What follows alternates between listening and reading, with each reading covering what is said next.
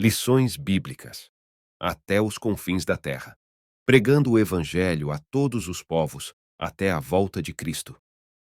Lição 6. Orando, contribuindo e fazendo missões. Texto áureo. Depois disso, ouvi a voz do Senhor, que dizia: A quem enviarei? E quem há de ir por nós?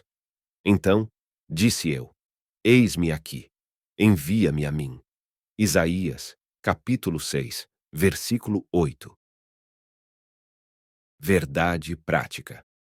Nem todos são chamados para ir ao campo missionário, mas todos têm a responsabilidade de orar e contribuir com essa obra. Leitura bíblica em classe. Efésios, capítulo 6, versículos de 18 a 20. Orando em todo o tempo, com toda oração e súplica no Espírito, e vigiando nisso com toda perseverança e súplica por todos os santos.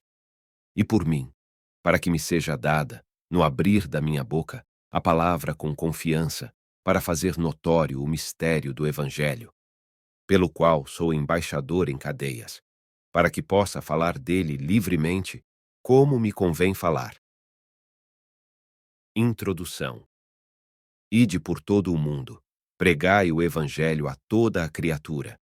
Essa passagem bíblica e outras referências ao longo do Novo Testamento mostram que a prioridade da Igreja do Senhor Jesus Cristo é com a evangelização do mundo. Esse compromisso com o chamado à evangelização mundial exige 3 ações distintas: orar, contribuir e ir, exercer o chamado. Assim, estudaremos essas 3 ações dentro do contexto da necessidade missionária. Tópico 1. Orando pela causa de missões. 1. A importância da oração na obra missionária.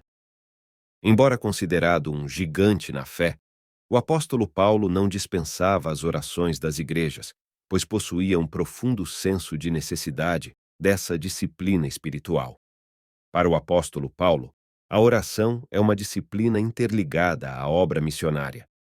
A partir disso, não podemos imaginar uma obra de missões sem pessoas comprometidas com a disciplina da oração. Nesse sentido, passamos a destacar pelo menos 2 finalidades da oração na obra missionária. 2. Interceder.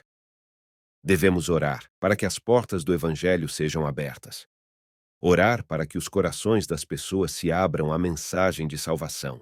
Que os missionários tenham ousadia para testemunhar e pregar o Evangelho, a fim de que a palavra de Deus seja propagada. Devemos interceder pela proteção e segurança deles diante dos perigos que enfrentam. Há muitos outros motivos de intercessão: para que o ministério dos missionários seja aceito pelos povos, para que eles recebam a direção de Deus e haja refrigério em suas vidas nas esferas física, emocional e espiritual. 3. Despertar a igreja local para a obra missionária. A disciplina da oração missionária aumenta o desejo de o crente fazer algo no sentido de levar a salvação para os perdidos e, até mesmo, de ser enviado ao campo missionário. Nesse aspecto, é interessante destacar que os mesmos crentes que deveriam orar por ceifeiros em Mateus, capítulo 9, versículos de 35 a 38, são os que foram enviados por Jesus para a ceifa em Mateus, capítulo 10. Por isso, um grande líder de missões certa vez disse: se mais crentes se pusessem de joelhos em oração, mais crentes se poriam em pé na evangelização. Sinopse 1. A oração no contexto de missões tem o propósito de despertar a igreja local para a obra missionária. Tópico 2. Contribuindo para missões. 1. O sustento dos missionários. Com base nas leis do Antigo Testamento, quando Deus ordenou que os sacerdotes e levitas deveriam ser sustentados por meio das ofertas das pessoas, o apóstolo Paulo instruiu os coríntios. Assim, ordenou também o Senhor aos que pregam o Evangelho, que vivam do Evangelho. O nosso Senhor ensinou acerca desse mesmo princípio no Evangelho de Mateus. Em Filipenses, capítulo 4, versículos de 10 a 20, encontramos ensinamentos importantes acerca do modo como os primeiros missionários receberam apoio financeiro. Após ter deixado a cidade de Filipos, o apóstolo Paulo foi a Tessalônica para pregar o evangelho, e os filipenses enviaram o apoio financeiro e material para o apóstolo. 2. Contribuir para missões é juntar tesouros no céu. Em Mateus, capítulo 6, versículo 20, lemos: Mas ajuntai tesouros no céu, onde nem a traça nem a ferrugem consomem, e onde os ladrões não minam, nem roubam. Esse versículo revela um contexto de quem domina o coração do ser humano: o tesouro do céu, Deus, ou o tesouro da terra, Mamon. Nesse sentido, podemos afirmar que quem financia a obra missionária está ajuntando tesouro no céu, pois sua atitude faz com que resultados extraordinários sejam reconhecidos na eternidade. Por isso, somos convidados a ser participantes na cooperação financeira do anúncio do Evangelho, como os filipenses eram no ministério do apóstolo Paulo. 3. Contribuir para missões é um privilégio.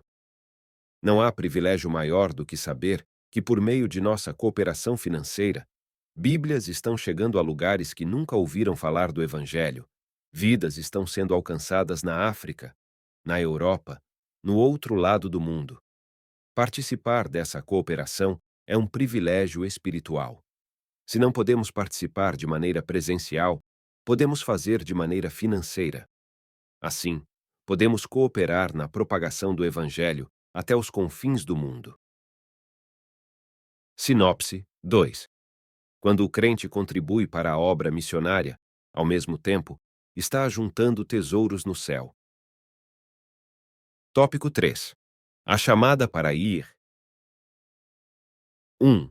Deus quer usar cada crente.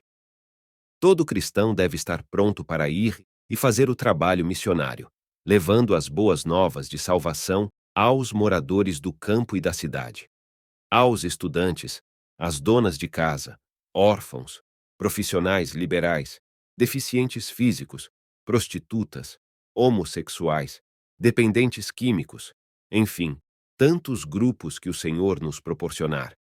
Deus deseja usar a sua igreja em todos os lugares: hospitais, presídios, albergues, ilhas, aldeias indígenas, vilas, cidades, campos, praças, eventos em massa, individual, etc. Assim, para pregar o Evangelho, o Senhor não enviará anjos, mas usará homens e mulheres. Todavia, há um preço a pagar, ou seja, a obediência à chamada missionária. 2. A chamada missionária. Nas Escrituras, vemos que Deus chama pessoas para uma grande obra. O profeta Isaías foi chamado por Deus no templo enquanto o adorava. O profeta Jeremias recebeu sua chamada antes de seu nascimento. O profeta Jonas recebeu um chamado específico para uma cidade específica, Nínive. O Senhor Jesus chamou seus discípulos, quando a maioria deles ainda exercia uma tarefa profissional. O apóstolo Paulo foi chamado enquanto viajava para Damasco. Aqui, podemos perceber que não existe um único padrão de chamada missionária, mas é de suma importância reconhecer que a chamada para qualquer tipo de serviço relacionado ao reino de Cristo vem do próprio Deus. 3. Caráter e testemunho na obra missionária. Além de ser chamado por Deus, é preciso fazer a diferença no cumprimento do Ide de Jesus. Note a expressão: vós sois o sal da terra. Essa sentença nos remete ao caráter do cristão, pois carrega o sentido de trazer sabor, marcando a vida das pessoas por meio das nossas. Note também a expressão: vós sois a luz do mundo. Essa sentença traz a ideia do nosso testemunho pessoal, ou seja, a luz deve brilhar em meio às trevas, no contexto em que estamos inseridos. 4. O perfil do vocacionado. Podemos dizer que há um conjunto de competências necessárias ao desempenho do chamado missionário. Dentre elas, destacamos as seguintes: A. Ser escolhido por Deus. B. Não ser neófitos. C. Cheio do Espírito Santo. D. Reconhecido pela Igreja. E. Ser aprovado nas tarefas locais. F. Estar preparado espiritual, intelectual, psicológica e transculturalmente. Além de testados, cumpridores dos pré-requisitos acima, dependendo de Deus e perseverando nele. Sinopse 3. Por intermédio da chamada missionária, Deus quer usar cada crente no campo. Conclusão. Nosso propósito é que, a partir desta lição, cada aluno tome uma atitude de fé e se comprometa com a obra missionária.